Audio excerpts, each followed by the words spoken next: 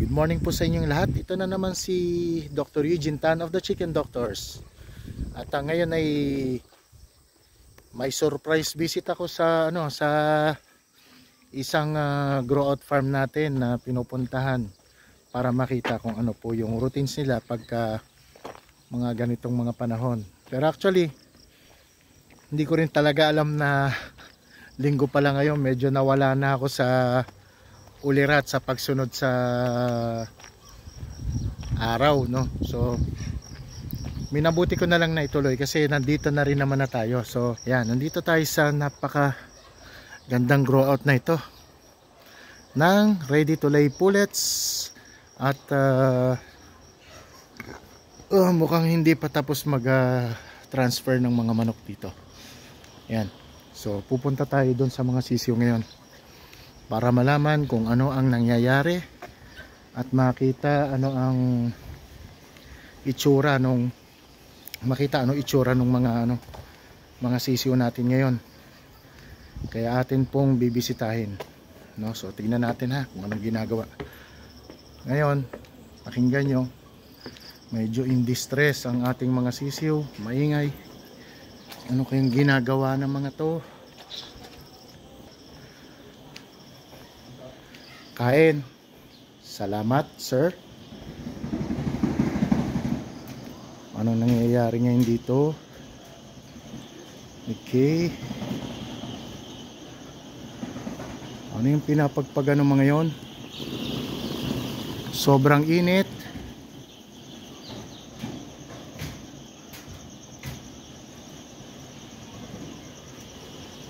Ang mga pinapagpag nito mga to.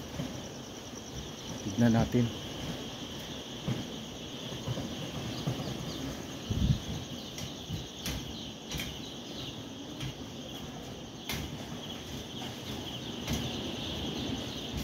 Hoy!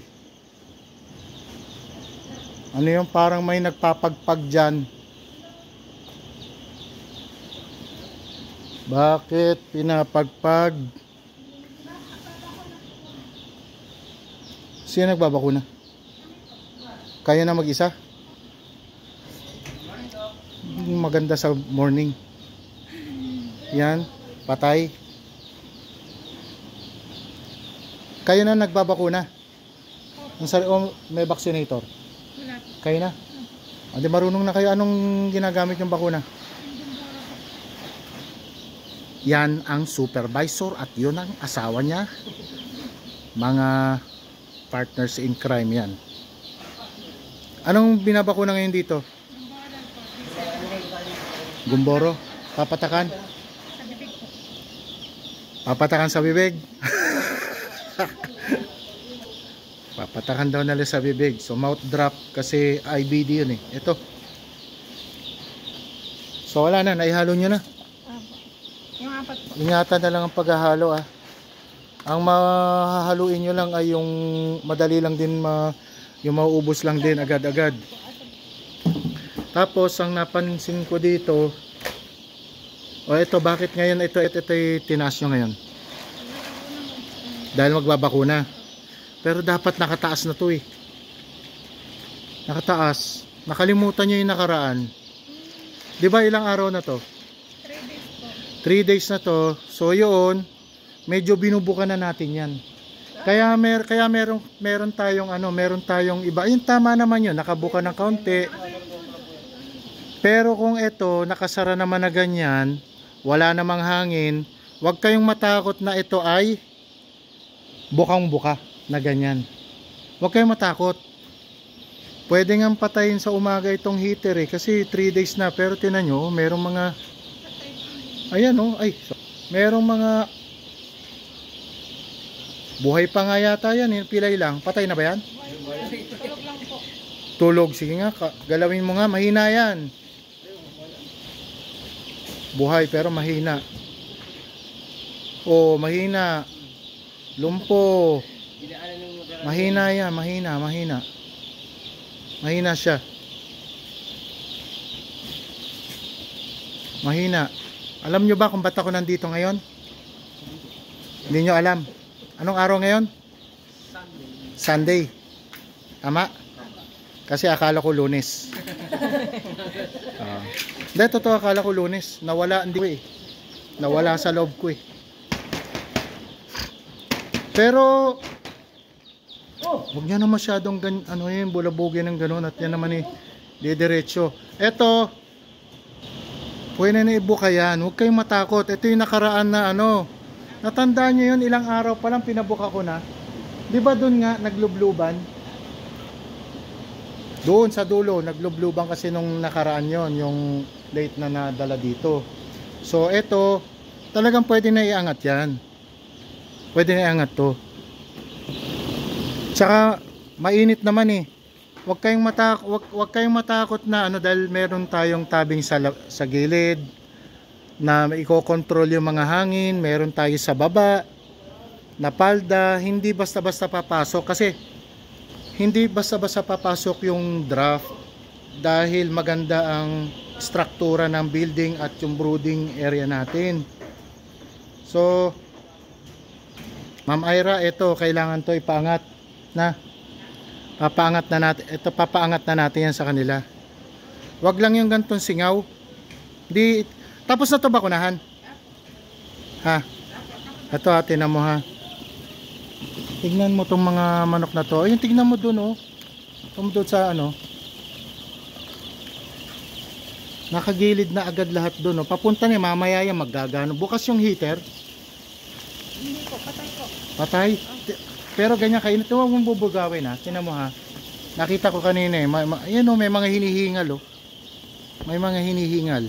Ayan, tinan mo. May mga hinihingal dyan. Nakanganga. Ayan oh. Opo. Diba? Ibig sabihin, stress at masyadong mainit. Ayan o, tinan mo dito lalo. Ayan o. Kita mo? Opo. Ayan o. So, hindi pwede masyadong kulob. Huwag kayong matakot kung maliit pa ang sisiw na magbubukas. Ayan o, dito o. Tama.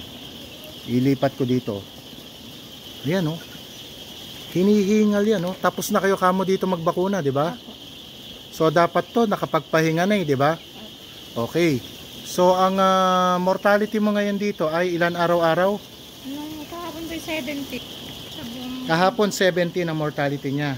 So, sabi ko nga, pag ito ay naluwagan ng konti, although yung 17 normal pa yon, hindi naman ganun kasama kasi ilan to? 20 mahigit to, di ba?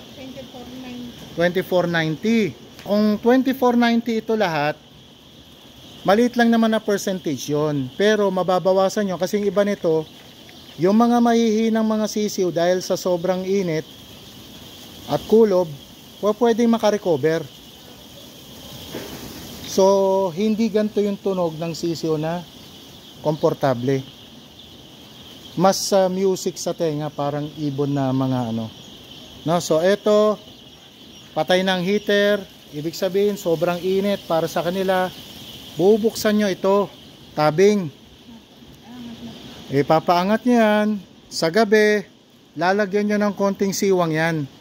Para yung sobrang init ay lalabas, hindi masyadong maipon sa loob.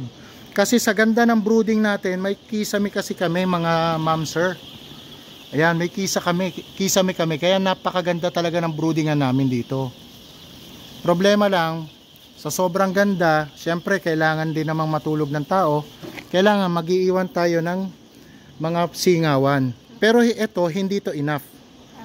So, dyan, doon sa mga kaputol, may mga bukas yan. Kaputol. Sa iba naman, pababa dapat ang bukasan. Parang katulad nitong nasa tabing namin yan. Kasi pababa. So, kontrolado naman namin, pag nag-expand kami, yung pasok ng hangin. So, yan. Tsaka ito, tignan mo. Ito ay winalis na feeds. Kaya ayoko ng pan feeder eh. Ang daming ano. Maraming sayang. So yun. Kita mo takbo ng takbo lang na ganyan. In distress sila yung ganong ingay. Tinan nyo ha. Pakinggan mo. Hindi yan ang tunog ng sisiw na komportable. Okay Ma'am Ira?